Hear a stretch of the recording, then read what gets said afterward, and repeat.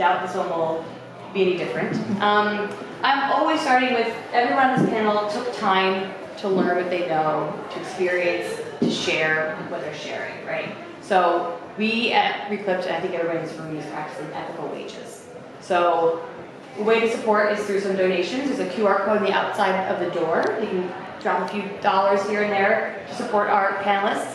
But if not, following on social media is a really good way to help support too.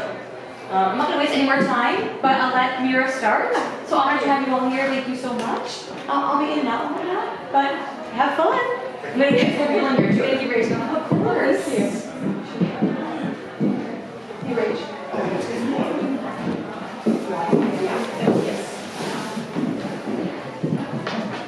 Yeah, so really excited to have all of you here and everyone in the audience as well.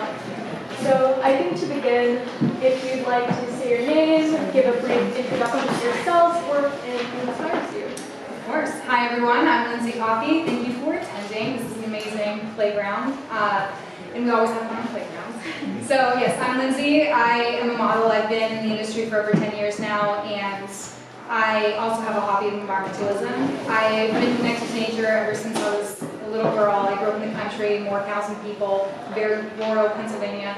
And I always had that emotional connection, but I didn't really pursue my activism until much later in life, as I felt inadequate and underqualified.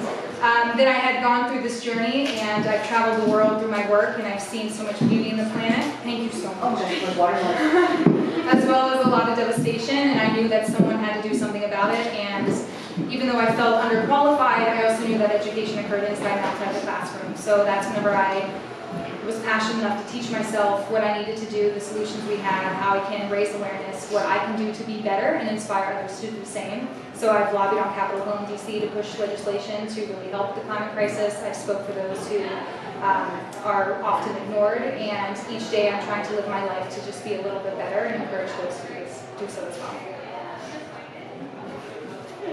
Hi, so I'm Brana, Dane. I'm a model, and I'm also an activist, and I was a TV host on Amazon Prime from maybe 2017 to 2019. So my philosophy in life is just that when problems keep on coming to your attention in your daily life, if you're able to, it's your duty to kind of address them. So that's how I got into activism, the environment, reducing waste, and farmer worker protection and workers' protection. So actually in 2019, I gave a speech in Union Square for Earth Day. That was like a big moment for me. And then I've also done numerous campaigns with different organizations like Model Mafia, Lower Drug Prices Now, and yeah, so the rest is history. I hope to tell you more on the... Hi everybody, my name is Cameron Williams. I have been in and around this space in sustainable fashion in so many different ways for so long. I started at the New York City Center for Materials Reuse, doing communications and events. That is where I kind of fell in love with sustainable fashion, and from there it kind of grew into a whole collection of things. So I do currently event production, I'm a researcher, writer, and I'm currently getting my master's at Parsons. A lot of my research is around secondhand fashion, black digital culture, and all these different things that can come together very neatly. I also started a secondhand fashion week with the Department of Sanitation, their WNIC program. A lot of y'all have engaged with it in some way, so that's what folks do. And yeah, we just kind of been out here doing this work in this field for a while. So excited to have this chat. Yeah, and all of the work that you've been doing has been incredible, but I think one question that I have that I think a lot of people in the audience might have as well is what's your journey into activism via fashion? Like, how did you get into fashion, specifically your sustainable fashion, or as you're saying, with garment worker rights? What was your path right there? So it was very interesting. So I've always been in tune with this environment and fighting for justice, whether that's climate justice or for people. And also being in the industry as a model, I didn't pursue my activism in such a fashionable realm until just a few years ago. And that's because what really kind of triggered me into wanting to push for more sustainable fashion is because I had, we can say, a spiritual awakening at one point, and I was working in an industry for over 10 years where, of course, I wasn't directly causing harm to our environment, but I was indirectly in a way where I was encouraging people to buy this and that. I was modeling for brands that lacked ethics, that were driven by greed, and even though I wasn't the one per se to be doing it, I was still indirectly associated where I'm trying to promote this product so you buy it, and I'm encouraging overconsumption of things that we do not need, and it's completely unnecessary. So it got to the point where I was like, all right, I understand I am human, everyone's human, we do need a job, we do need money, we have to feed ourselves, our family, get clothes on our back. So how can I still be part of an industry that I do truly love, because there are also a lot of benefits to it, but then also stop turning my cheek. And that's whenever I also came in contact with Remake, which is a nonprofit organization that focuses on planet justice and fashion, sustainability in fashion section, as well as fair trade workers. And I met Aisha, who was the owner of it, and I instantly fell in love with her, and I knew that this was something that I had to do, and being a representative of the industry for so long, by just like turning my head in one direction, I knew that she was able to refocus myself and encourage me to speak on an industry that I do care about and want to see change. So having that awakening and realizing I felt almost like a hypocrite, meeting Aisha and knowing that I did have really a duty in a sense to use my platform and leverage support for changing this industry. All of that tied together kind of propelled me into that direction where I have those qualifications and I have the personal experience to be able to speak to someone in that type of realm. So that's kind of how I went. All with a spiritual awakening, that's for sure. So for me, I was starting out in the fashion industry as a model, and I was fortunate enough to attend the premiere of The True Cost with Eileen Fisher and big Hollywood type of event. And that kind of was a pivotal moment for me because it opened my eyes to what fashion can do. With the Brana Plaza collapse, I don't know if you are familiar with the casualties that happened in that factory. So it really moved me, and then just seeing all the waste that is produced from consumption in the industry. So that's kind of what started my journey, and then I got involved later with the Model Mafia, and it was a really empowering thing for me because as models we're taught to be silent and not speak up for ourselves, and similar to garment workers who are also primarily women, 80%, and you know, we're much more fortunate obviously as models than they are, but it's a similar power dynamic. So I felt like I had a duty to stand up for them because I was profiting from the system that they were involved in. And I had the opportunity, I was very fortunate to have the opportunity through my work with these other lovely women.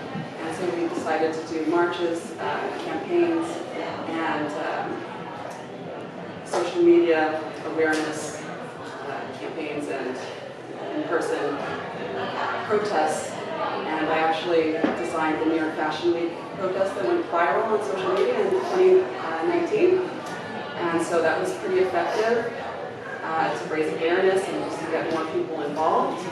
And then I did also a protest that helps bring in laws to protect workers in China, the Uyghur people who are slaves. And I also felt very strongly that these people, you know, I'm a quarter Turkish, they're ethnically related to Turkish people, and that was a little bit of a link for me, and I met Roshan Abbas, sister of a woman who had been disappeared by the Chinese government, and I've always felt very strongly about free speech and you know, just protecting women in general, and so that really motivated me, and then luckily that got passed into law. And just lastly, I want to say that, you know, there's a misconception that something can be completely sustainable, but no brand, nothing can be completely sustainable. There's always a little bit of waste produce, there's always a little bit of CO2, so I think we need to get people used to the mindset of thinking about how they can be more transparent, how they can kind of highlight what it is that they are doing that is going to be reducing waste, so that people can really understand the nuances, because I think people are intelligent and they have the ability to understand nuance. Yeah, so my background is a little more non-traditional. I came from fashion through politics. I worked on a bunch of campaigns throughout the years, and it is soul crushing work, unsurprisingly. And so eventually I burnt out in the 2016 election cycle, unsurprisingly also. And I realized that I needed to do something that brought me joy, but also like was impactful simultaneously. So I looked at all the things that I love and kept coming back to fashion. But I knew that I needed like more than what like mainline fashion offers. And so I ended up finding a job with Department of Sanitation, and they were creating the program that currently exists, Donate NYC, and that kind of allowed me to work specifically with the secondhand fashion organizations of the city. They have a nonprofit trade association for all of the reuse organizations like Housing Works, Goodwill, Salvation Army, all of those folks, big reuse. And they really kind of gave me like carte blanche to just like do what we wanted to promote reuse throughout the city through a variety of ways. And a lot of that was initially a lot of marketing, because that was my background, but then doing really great events like creating thrift shop crawls for National Thrift Shop Day, Refashion Week, a bunch of different things across the board. And it really was wonderful to kind of help people realize what reuse and what waste diversion could look like. It wasn't just like the data that we were also working with, because we were creating the annual report for the city's waste, the reuse impact report. Like we were doing deep sciencey stuff as well, but it was great to like get that into people's hands and kind of get them to understand that like, oh, you're practicing reuse by going to a thrift shop, you're practicing reuse by you're practicing waste diversion by composting, you're doing all these different things, and you're already engaged with this. So if we could get them in one way, and that might be composting, we can just kind of divert them slightly on to other practices. And so it was really cool to be able to like meet people where they're at in this city, a city that I've grown up in, born and raised here. And so it was really like impactful work. And so from there, it kind of just took off. I started a company that did larger events and worked with other organizations. We just did an event remake here, actually. Did a wonderful little fashion show. Wonderful, pretty large fashion show. Yeah, so it's been a little journey, but now it's taking another turn as well. And a lot more writing than events, a lot more writing than communication, because like, ooh, events are miserable. They're great, but they're miserable if you're organizing them. So now kind of the focus has switched to a little bit more writing, a little bit more curation, exhibition kind of things. So that's where we're at. It sounds like all of you had many different journeys to get to where you are here, sitting on this panel as well. I think one of my follow-up questions to that were there any challenges that you faced in this journey to activism and through activism in many ways in order to find the communities that you're now a part of? Absolutely. Even what I was touching on before, my biggest obstacle, which I feel this is going to sound hopefully profound, the biggest obstacle I feel we face is ourselves. And that was my biggest obstacle, especially whenever I was trying to introduce myself to activism. So again, to reiterate, a girl from Centerville, Pennsylvania, her best friend was a cow. She had no degree in environmental studies. I did though graduate in political science, so I managed to do something, you know. And then I had no background in environmental studies. I ended up becoming a model, didn't say background. And then I worked in this industry that had nothing to do with politics. I was supposed to be an attorney, nothing to do with that. I had no idea where my life was going. I felt so underaccomplished just outside of this industry, and I was minimizing so many aspects of myself because I was truly passionate about nature and this world and seeing everything that it had to offer. But there was so much I wanted to do, and I didn't do it because I lacked the confidence. I thought I was underqualified, I wasn't educated, I didn't have the means to support myself to enter this field. So who was I to speak about climate, fashion, to encourage any type of change?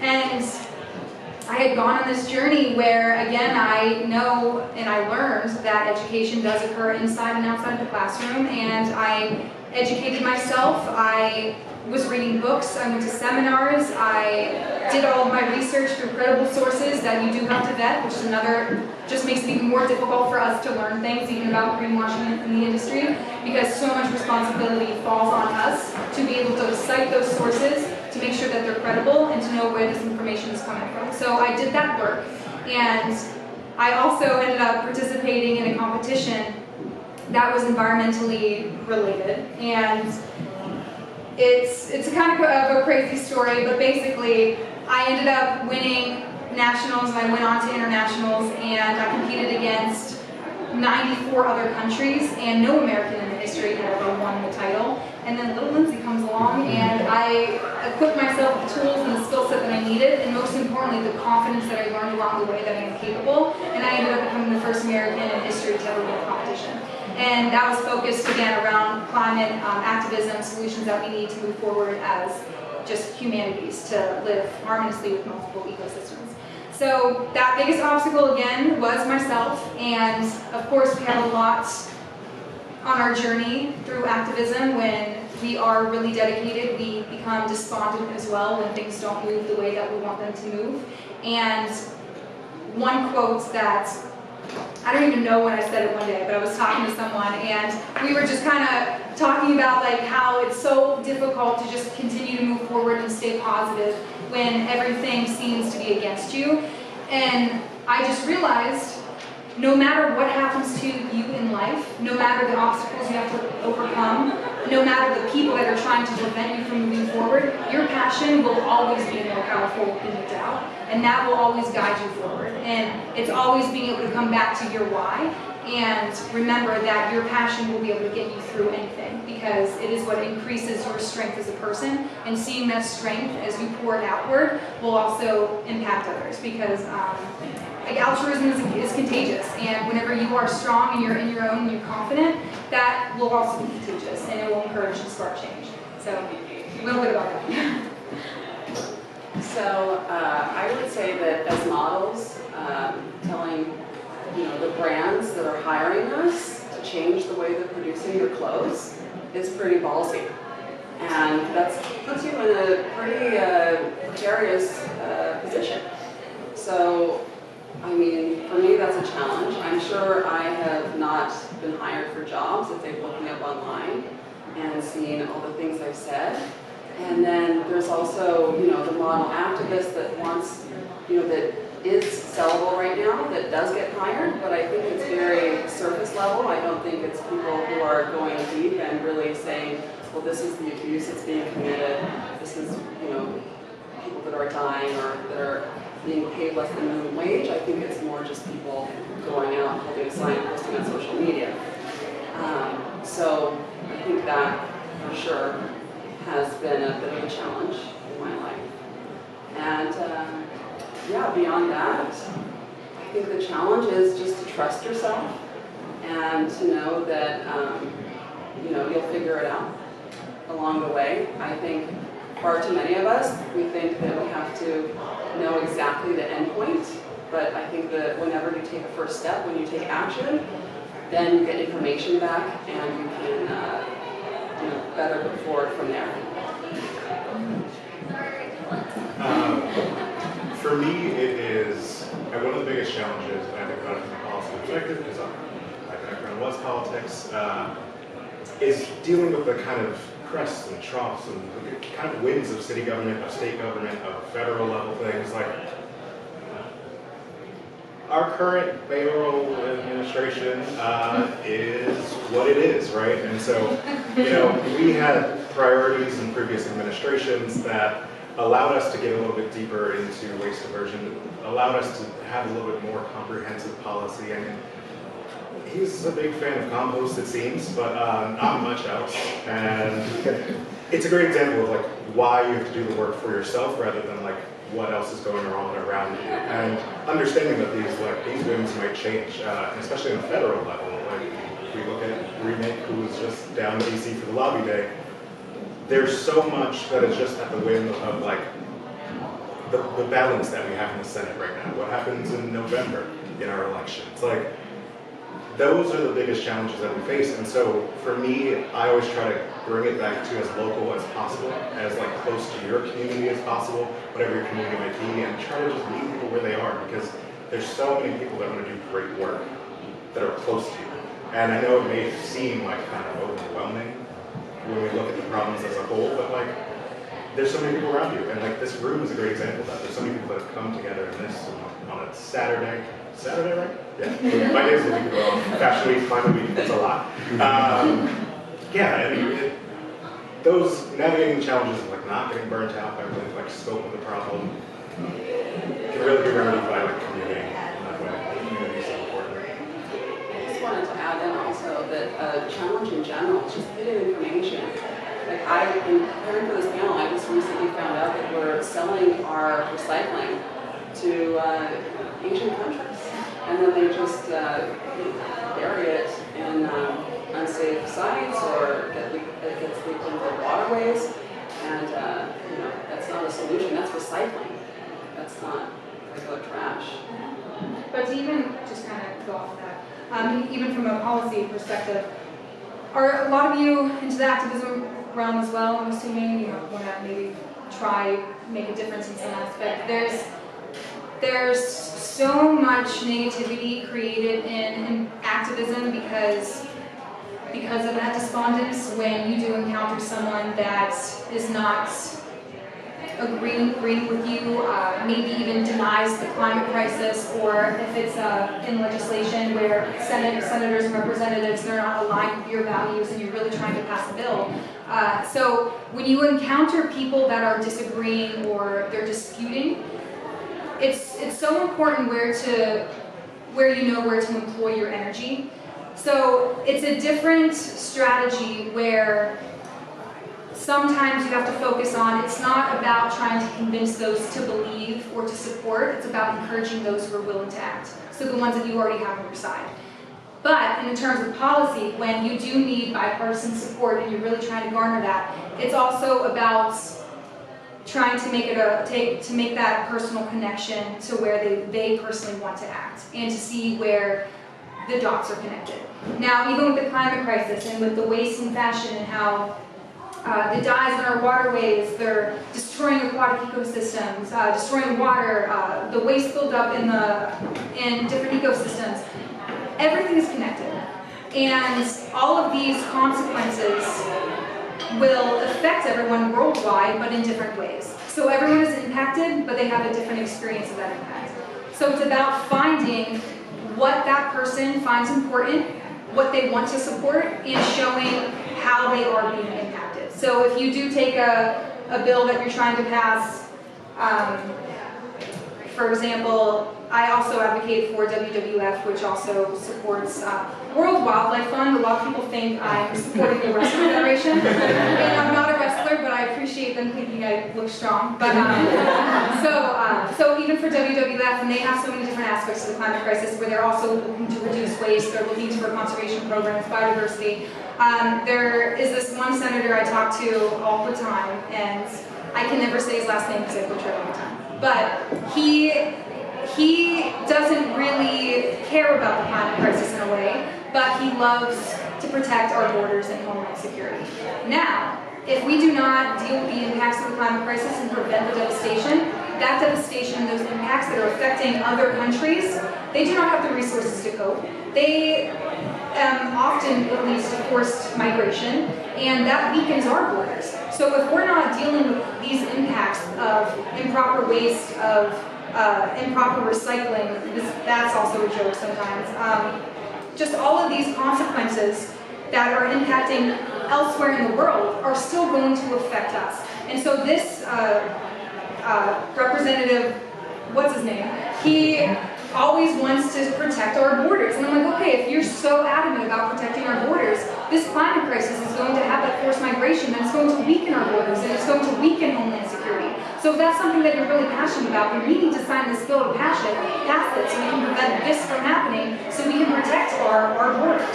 And so it's always about finding that common ground instead of trying to convince somebody to believe what you believe, trying to have them support something that they don't want to support. It's just always trying to do your research and Sherlock Holmesing it and just finding out what they do support and how you can tie it into it to show them that they are also affecting that. So I just feel like that's important to know because there's so many people that get so despondent and they kind of fight the wrong fight and then you kind of waste energy when your strategy just needs to be re-strategized. That's great, but a lot of the bills, you look at them and you just why would they put this one thing in there? Why are they making a $50,000 bond for models for the agents? But the states are then giving implicit approval for all of the maybe top 5 agencies, and you're trying to ruin the livelihood of all the rest of the agencies. It makes no sense. But, oh, sorry. And then there's also, now I'm just like on a roll now, but, and also don't quote me on this, the Inflation Reduction Act.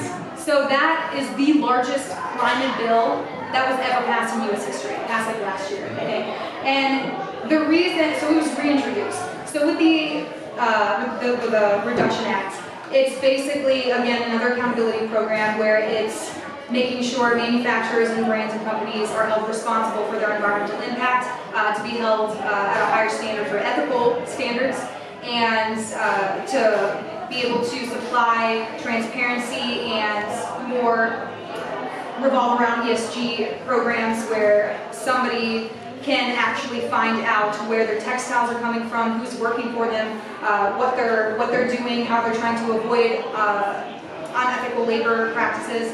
So it is a huge accountability program, but it got rejected whenever it was first introduced. So what the Democrats did is one of the key provisions in it that is the reason why the bill was rejected is because it held these industries to an accountability where they would be penalized if they weren't able to successfully act out what was held in basically the contract. And they didn't like that because, again, nobody likes to be held accountable within this industry because everyone is driven by greed. Everyone puts profit over people, profit over planet. And so, in this bill, it was rejected because they didn't want to be held accountable and they didn't want to suffer the consequences of their own actions, which is just baffling to me. So, the Democrats, now I'm getting heated, I'm sorry. But now the Democrats ended up rewriting it and they took the provision out and instead they said, okay, do the crap that you want to do, be immoral, do whatever you need to do, but now we're going to have these carbon offsets so we can counteract the negative impact that you are actually doing. So now we're going to invest more where you have to invest in more clean tech for manufacturing. So do your crappy things, like be a horrible industry, manufacturer, whatever, but now instead of being held responsible for your actions because you're a baby, now we're going to have to just counteract the actions that you are producing. And the bill got passed. So it's just no one wants to hold themselves accountable and suffer the consequences of their own actions, but now they're going to have those negative actions, but now we're going to just have to offset them and counteract them in a different way. So it's always... You can fill me in. I think it's only like 50% of the supply chain has to be accounted for in this bill.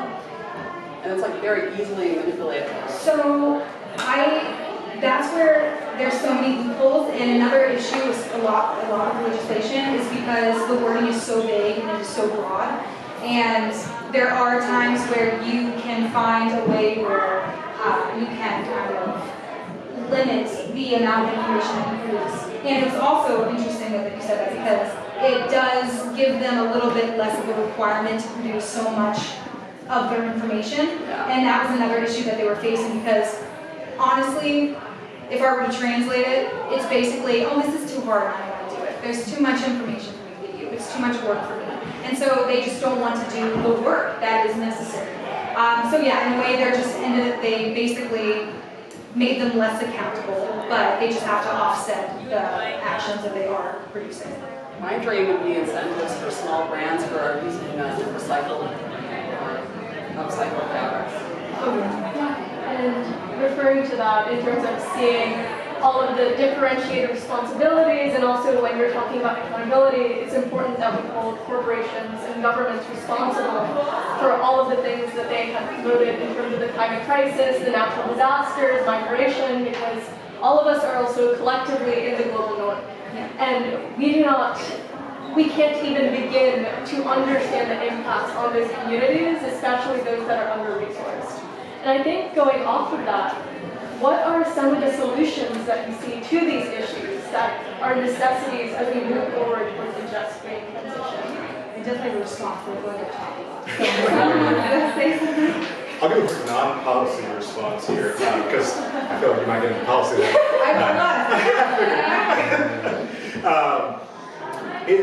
Throughout that conversation, what I keep thinking about is like the ways that we can engage aside from policy, right? Like as we think about like activism in its other forms, how we can motivate, how we can get people going that is not in the form of like, okay, we're gonna do this protest in a very traditional fashion, we're gonna do these things.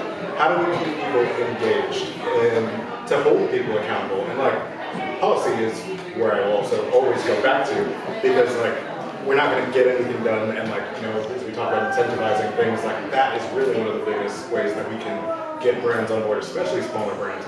But we also do need to like penalize appropriately the ones who are not doing well. And it's really interesting to look at the differences between like domestic policy and policy in Europe, where like there is actual accountability through a lot of the legislation that's been passed over there, like a lot of the standards in France. Like there's just so much. There's a blueprint. There's a blueprint for this legislation, a blueprint for us to do the things that we need to do with some teeth. But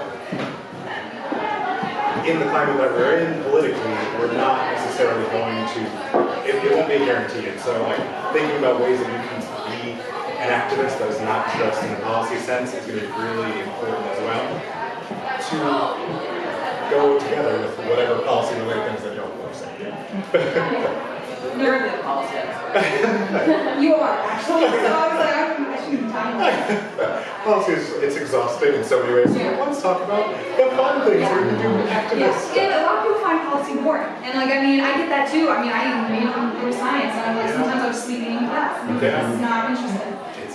But it's also like, it's necessary. Yeah, it's necessary. Yeah. So, but then again, it's not interesting for everyone. So even just to kind of go off of what you said, just to produce that action. Now, I do firmly believe all of the solutions that we need in this world derive from our legislative branch. It has to be written law. But also, in the terms of activism, to encourage change, I remember reading a while ago, BBC had come out with a study and had written an article saying that there's a 3.5% rule. And a lot of people think, oh my goodness, to change the world, everyone has to be on board. Actually, only 3.5% of the population can change the world. And when I read that, I was like, oh my gosh, like, that's actually normal. Like, okay, there's hope. So, in terms of activism, and okay, you probably might not be interested in policy, maybe that's not where your strengths are, but you have strengths. So it's about acknowledging those strengths and acting on them. So if you're a good speaker, speak. If you're a great writer, go into journalism. If you are more hands-on and action-based, go to protests and just be more involved physically. So there's so many different avenues that you can take to utilize your strengths and use them for good. And even when it comes to policy, things that we need to see moving forward are more EPR programs. And EPR is the Extended Producer Responsibility Program, and they have been incorporated in a lot of different senses.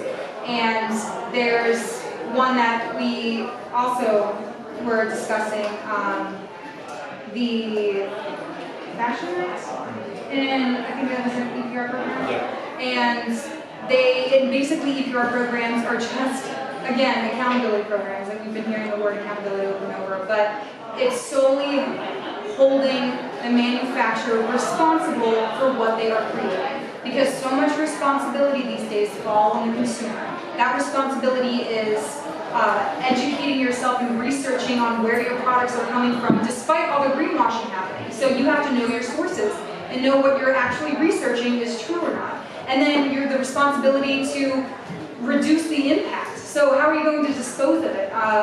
What are you going to do instead of just throwing it into that landfill? Can you upcycle it? Can you do X, Y, Z? Can you swap it? So there's just so many more things that you have to do to counteract their actions. And it's an unfair system because, again, it's just lacking that accountability for what you had caused. That is your responsibility to just clean up after yourself. I mean, it's like in kindergarten when you learn the basic necessities of like, oh, you picked that up, now you have to go put it away. And so just because these corporations think and unfortunately are above the law, they don't have those consequences. And it's about time just to be able to implement more EPR policies where they are responsible for the mess that they create. It's just simply that. What's the question? Oh, how can people, or rather, what are some issues that you've seen at the intersection of fashion and climate justice, and what are the solutions? Okay, well, first thing I see is that planned obsolescence is not illegal pretty much anywhere in the U.S. So I think it's obviously a difficult thing to prove legally, but I think that it's worth it to put it on the record that should not be something that's allowable. I think if we're serious about reducing waste, that would be the first thing to just pass up. And I like simple, so I really think that things should be local, and the name should correspond very directly to what is being addressed. So I really don't think that people are trusting sometimes the government, what they're putting forth, because it can be a little bit confusing. And when you research like carbon credits, I don't think that's the ideal solution because necessity is the mother of invention. And I think if you really want to reduce waste, you need to reduce waste when the product is being produced, not offset it by paying money.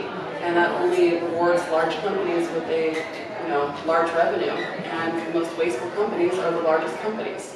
So anything that we can do to support small business and local business, and if there's any way we can stop having as much production overseas, that would also be very helpful to reduce waste and emissions. And I So also simple is better. That's what yeah, but unfortunately there's no simple solutions, and there's always something that's standing in your way. And just even to like reiterate kind of everything, there's the problems within the fashion industry and all industries, they're systemic, and systemic problems require systemic solutions. So as an activist, as a person that wants to see a change in the world, being able to utilize, again, your strengths and your voice to vote and make sure you know who the party is, like their environmental agenda, what their plans are. And also just to mention, I don't know if you guys have ever heard of Ballotpedia, but like I use that as a cheat sheet all the time for elections. Because like it's hard to even find out the right information, and like it's so much research. You have to look up individual candidates, what they're about. But Ballotpedia, it's like Wikipedia, obviously. You get the pun. But it has all the candidates for you, everything, all their agenda, the positions that they stand on, everything. So it's all in one place. So it makes voting very easy to find the one that aligns with your values. So I would just encourage you. I do think that when financial interests are taken out, things do become more simple. But anyway, Fab Scrap, if anyone has heard of that, that's a great resource for brands to use recycled textiles. And to follow up on that track, that's a perfect segue, because throughout that, thinking about like policy around pre-consumer and post-consumer waste, you talked about like how we can, in the production process, like, that's going to be a really big thing. If we can like, from a even education standpoint, starting with like designers at Parsons, I use Parsons as an example, that's where I'm at. If we think about like how we can reconfigure like the entire design process as well. aside from policy, how can we like teach designers how to like use less fabric through that? And the post-consumer side, how do we think about like the life cycle, the garment life cycle of anything in the way of planned obsolescence? Like, how do we think about the item as a whole rather than just like, you know, the make, take, waste cycle? If we look at our items in more of like a very Buddhist way, where like the end of our time with the garment isn't the end of the life cycle of the garment, right? Like we need to reconfigure our entire thought process around that, from designers, from consumers, production process, all of that. So if we want to get into that side of the non-policy answers, well, Yeah, no, I completely agree. So many people forget to think of the end of life cycle of the garment. Yeah. And as a person also, they're teaching sustainable fashion, of course, Yes. as well. Yeah. And like, for our future designers, Yes. our future generations. Yeah. And I think as a student, someone who's still in college or 19, a lot of times I feel like when getting involved into the movement or getting involved in policy spaces, it can often feel overwhelming, especially for young people. There's so many closed doors and barriers into entry. So I was wondering, how can people get more involved in activism and policy change? I love this question because this room again is a great example of community. So I have been someone, I started my company by myself, I had done so many things mostly by myself, and I was introduced to like a couple of different wonderful communities this year, the community of my master's program, the Remake community. The work that they are doing is really incredible, and like it is just powerful to see so many people in the same space who like want to do great things, and that is so galvanizing that you can bring that together. And like I've just seen the energy of the rooms that I've been in those spaces, Fashion Revolution similarly as well. When you're able to bring people together in that way, the ideas kind of just like flow from there. It's very energizing. And so like, if you can find those little small pockets of community, I feel like that's the best place where those ideas come together.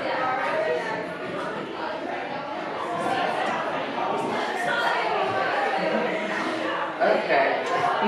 So, yeah, a great place to start is Slow Factory. I'm sure you'll be familiar with them. Also, like bringing us back to the beginning of what I was talking about, I think anything in your daily life that keeps on coming up, that's an opportunity to look closer and to research and to really dig in and see if you as an individual can make a change, even if it's just by talking about it with someone, even if it's just making a post on social media. I think that can really make a difference because a lot of problems arise when there's no light. If we put light on something, it can cause the bacteria. So, yeah, that's my advice. And There are just so many organizations out there, so many nonprofits, so many companies that have ambassador programs that you can work with. It's all about realizing your passion and finding a community, which is very important, that aligns with your values. And when you can engage with that company, that organization, it could take you on, roads that you had just never explored before. And being able to find them can introduce you to a whole new skill set that you also weren't even aware that you had. So it's just about really broadening your horizons and finding that community that does align with you and utilizing your strengths and assets that you can add in addition to that community. Again, like strong writer, speaker, speak. And again, I work with WWF, Remake as well, and again, they're amazing, oh my gosh. And they're two completely separate organizations, but I'm equally passionate about both. And finding that community that you can align with just builds, so you have so many supporters, so many people that want to see you succeed, so many people that are going to help you on this journey. And it's absolutely incredible, and it's just knowing that you have that support system that helps you also build that confidence within yourself to act is absolutely amazing. And again, even when you said about social media, you can even just take to your own and incorporate a campaign in social media that you want to address and see the change that you want to see in the world. So yeah, I feel like there's so many different avenues. It's just about finding that right community that you can align with and just taking action on it. And that can lead to so many different things. maybe Remake is a great place to start because we're all involved with it. So we're recruiting. Yeah, they're great. And then I was also part of Lobby Day on Tuesday. Nice. We were advocating for the Fabric Act, which is a piece of legislation that's going to completely redesign the American garment manufacturing industry. And there are thousands of American garment workers that earn less than $3 an hour. And this act would completely just cement the U.S. manufacturing industry and create the standard of how workers should be treated, and would create those dignified jobs for over 100,000 workers. So, yeah, Remix's great. I have one more follow-up actually that related to something that you had said before about that as it relates to confidence and research and understanding of like sources. I think that research element is so important, like knowing who is having these conversations and who are like is telling the truth around these conversations. And so like finding reporters that you like, finding academic journals, and like I am an academic and I cannot stand academic journals in a lot of ways, but there are some that are like really accessible and are like great in terms of like promoting that work. And it just takes that understanding. Like there's Business Fashion, Bella Webb, Vogue Business, Bella Webb is there. She's great. Everything she writes, it's great. It's comprehensive. Business of Fashion has a couple people over there that are doing really great work. Rachel Dent, I want to say.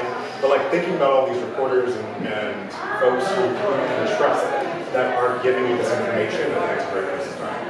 And even just further resources, since we are in the fashion realm, Remake does have a brand directory that you can check out and look up any designers that you want to see what their impact is, if they're, you know, in the positive or negative spectrum. Also, goodonyou.eco is another one as well, and that I like to, you know, check out. So those are two resources that if you want to just type in the brand name and see what their impact is, how they're being. Yeah, and given that we are in the midst of the SDG Summit at the United Nations and Climate Week, for a final question, if you could say one thing to world leaders, corporations, or to people, what would you say? That's a good question. Anything? I would say, since I've also had kind of dealt with this on more of a global scale, I always stood by the fact that we are not only citizens of our country, we're citizens of the world, and we need to act as such. And I would tell especially our world leaders in power that they at least have the ability, the capability, and the responsibility to act in that degree. And there are so many times we are putting even our own countries before others when we are forgetting that there is only one place and we are all on this planet together, which is a shared space. And people are often misaligned with the true purpose of why we are even here as people. So having our egos aside and being able to just live on this planet as I feel we were intended to do so, knowing that they have that responsibility and that power to just not put ourselves before others or to put our country before others, and that we just need to act as one because we truly are.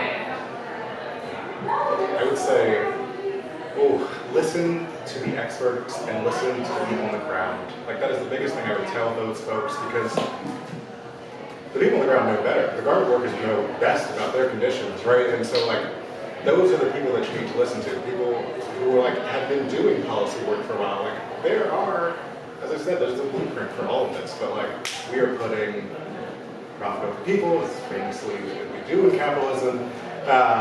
And if, you know, like I don't know that there's a way for us to get money out of the system, as you mentioned earlier. But if there's a way that we can figure out, you know, how to get the ear a little bit better, like lobby days that we make have, like that, like those are great first steps. But like, yeah, once we get the ear of those people, have them listening to the right people. I think that's great. I really agree with that, and I would just add that you know, the health of our people really depends on the choices we make now. So if our work is unhealthy, we're unhealthy, and that really motivates me personally to continue to you know, fight the fight. And thank you so much for all of you for being here, and to those who are in the audience. So let's have a round of applause.